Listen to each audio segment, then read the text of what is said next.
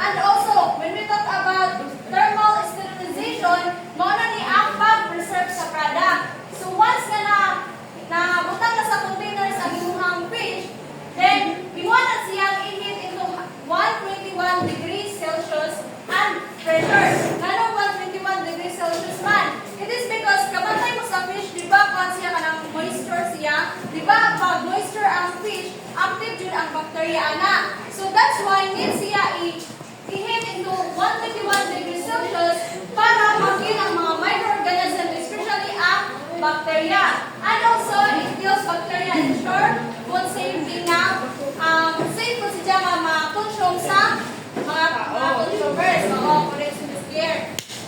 Then, it makes product shelf stable without refrigeration. So, as you observe sa mga cans bitaw, di ba dili na siya nilibutan sa refrigerator? Oh, dili na siya nil, kaya gano'n, naano siya process. So now, let us proceed to step-by-step procedure of retort processing. So, kanina step is most about this hand, focus siya sa mga cans. Di ba sa mga dagkong mga companies, isang ilahan ng gamit pa, pero sa fish into containers is machine na gadyon. So, ang ilang ginamit na machine is naka-automatic na siya nga, maoy mo, butang bitaw sa mga containers, which is ang mabutang at mga containers is kanang sakto, dili kong sobra, dili kong kuwang.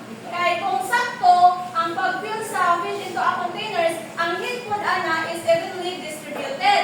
And also, it ensures correct amount mo itong sa ilang machines kagi gamit is na-ensure din nila nga sakto ang marami ng mga fish nga nabutang sa mga sardines. As you observe, ikaw, di ba, na-iproban nga. Observe ikaw, di ba, ang uban kay kanang sakto ra ang nabutang bitaw sa kanang mga cans.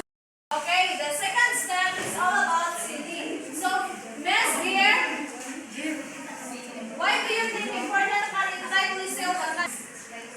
Mga canned goods. Ganun, important naman nga tightly sealed na sila. I think it's important para ikaw dili siya mag-jabo at also ang mga bacteria, mga bad bacteria dili madaot ang isod sa can. Amen. Okay, thank you, Ms. Claire. Let's give a clap for Ms. Claire.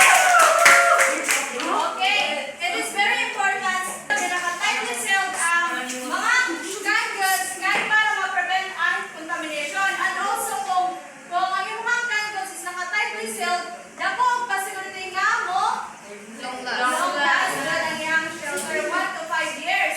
And also, once na naka-tightly sealed, ma-maintain po niya ang iyang freshness sa ilalong.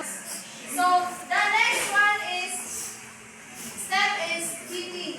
So, heating, maaaring siya ang machine na gigamit. Ang tawagan ng machine is ang retort machine. So, once na yung cans is umana na fill of fish o na umana po na sealed, ibutang na siya sa retort machine. Kaning retort machine is maaaring siya ang kanang machine niya na monitor scale na siya sir.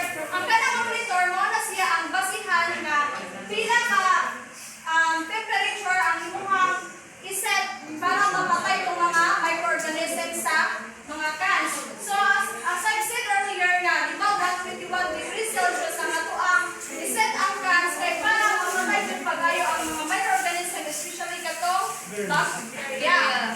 And also, heating is the most important dun sa pag-process ang cans. It is because para dun ma-ensure na ito nga ang kanina igamit na ito nga can is safety ni sa mga consumer na ma-consumer na hapong mga on. And also, it ensures product safety. And the next step is monitoring ang cooling. So, ang yapong machine is since siya sa retort machine cooling. Pero, ang ilang kalarian, ang kanin siya nga machine is na siya gugamang cooling water without. Kanin nga cooling water is only siya ang once nga mahuha na og heat ang imuhang mga canned goods, ibutan na siya sa cooling na machine kay para mo baba ang ihabit ang temperature into 30 to 35 degrees Celsius kay para dili para ma-prevent ang overcooking. And also, it maintains the quality and textures of the canned goods. The next one is the equipment used in retort processing. So, first, kagaya na ang ipakita sa inyo, mga to ang filling machine, mo na siya ang automatically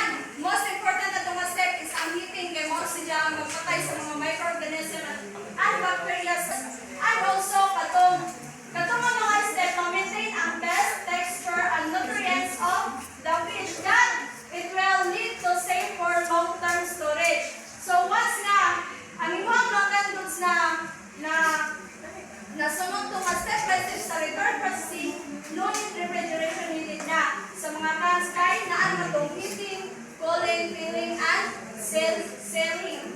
Sheltered nutrition